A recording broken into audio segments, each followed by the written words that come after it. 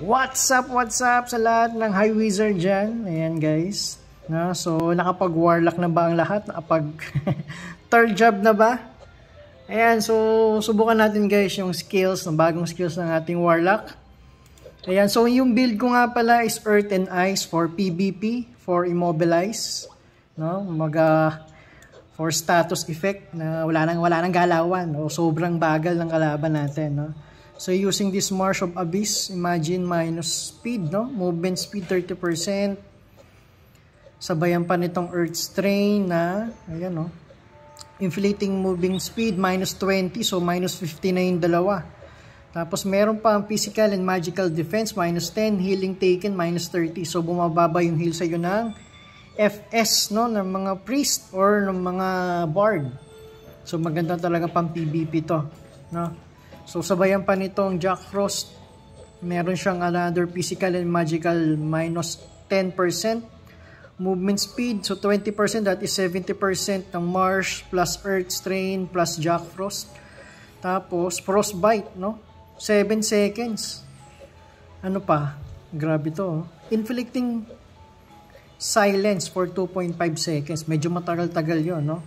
Hindi siya makakabato ng skills. So grabe pala yung ano ito, no? Status effect, no? Negative buffs. So subukan natin kung papasok or kung kakagat siya, no?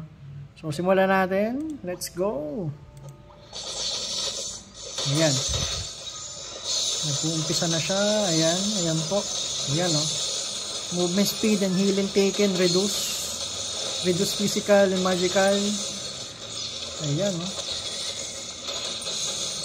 Grabe, oh. Physical depth, magic depth, minus 5. Ayan siya, guys. So, ayan yung status effect ng ating Earth and Ice skills.